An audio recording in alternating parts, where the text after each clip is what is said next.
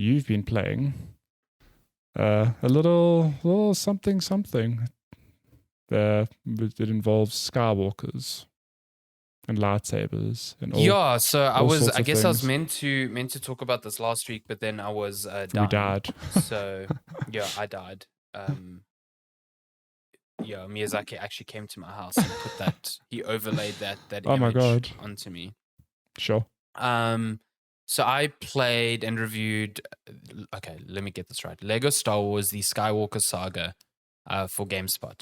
So this is, stop me if you've heard this before, a Lego Star Wars game that encapsulates all of the Star Wars stories, which I think they've done already before. They've done it before, but yeah. Yeah. This is the first one, I think, that obviously has The Rise of Skywalker, the last film. But yeah, they essentially took this time to kind of, Traveler's Tales, the developers of the game, to kind of reinvent the gameplay of a Lego game. Normally it's been a fixed camera, very one button, one note sort of gameplay. This is more a third person game. So you've got things like third person shooting, cover based shooting. Your lightsaber and melee fighting is far more in depth. If you on Twitter, or I'm sure you've seen some people like comparing it to like Devil May Cry, even with the sort of combos you can pull off. I saw that tweet this morning.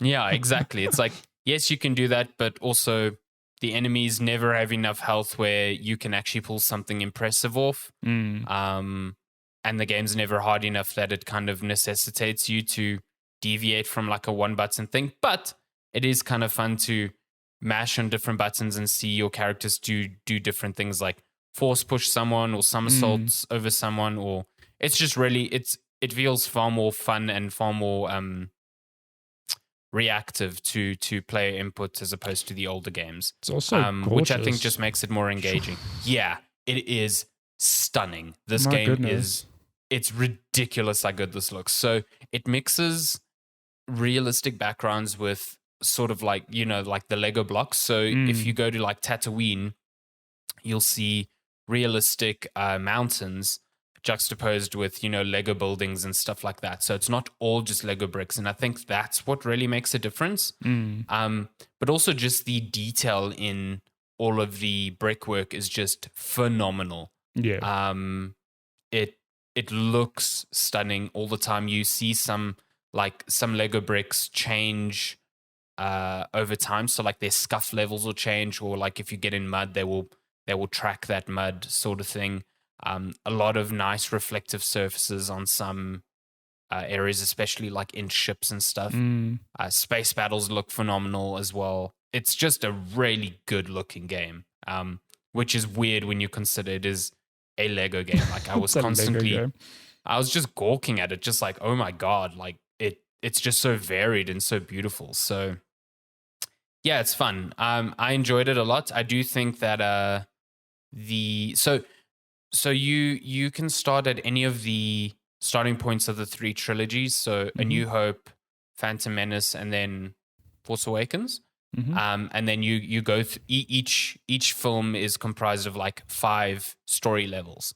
And in between those story levels, you get to explore like sort of semi-open hub worlds. Yeah. And these hub worlds have a bunch of like side activities and side puzzles for you to interact with.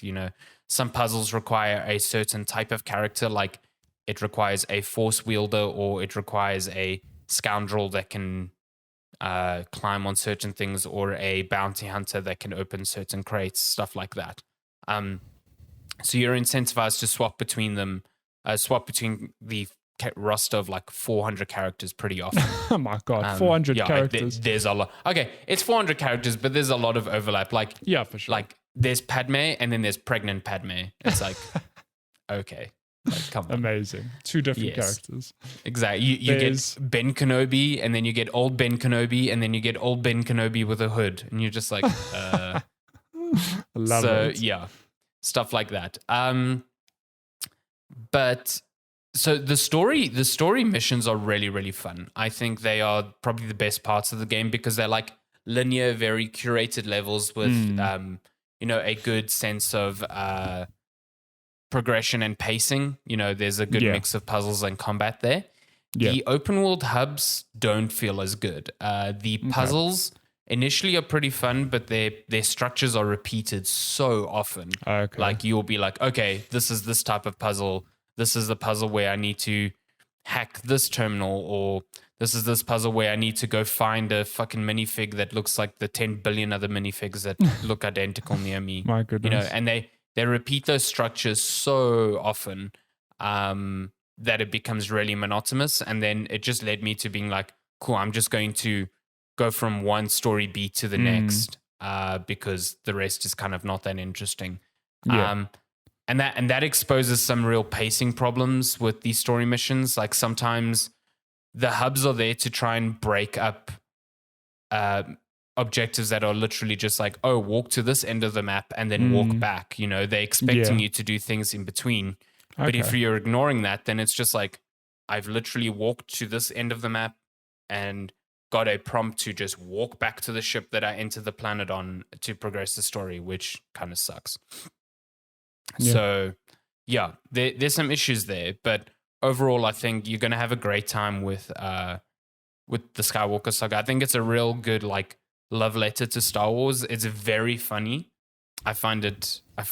I'm sure. Like, just slapstick humor that the Lego games are really good at, but also very they know their audience. They know that their audience is both kids and like older adults who kind of understand Star Wars and its critiques.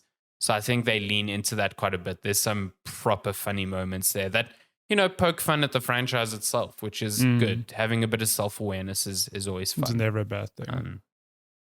So it's a good time. How long is it? Because it's 9 movies, five levels per movie. So I played it for about 20 hours as well. Okay. I would say each film takes you about maybe 1.5 to 2 hours, around about there, depending on how quickly you race through them. And then there's, outside of that, then you can just hop into any of those hubs with any of the characters after you've unlocked them and just mess around and then collect stuff. There's a lot of content there. I think you can mess around with it for a very long time, especially if you're into collecting like all the characters and stuff like that. So nice. It was a good time. Cool. I thoroughly enjoyed it. Don't know if I'll play much more of it now that I'm kind of like done with it, but I enjoyed my time with it. And it's got co-op, right? It's got co-op. Yeah, sweet, cool. That's good. Also, the Lego talks now. They don't just mumble, which is interesting. Okay. Actual English. Did not expect that. Yeah. Cool. Skywalker Saga. I'd like to get to it at some stage, but it's fun. When? Who knows when? Yeah. Who has the time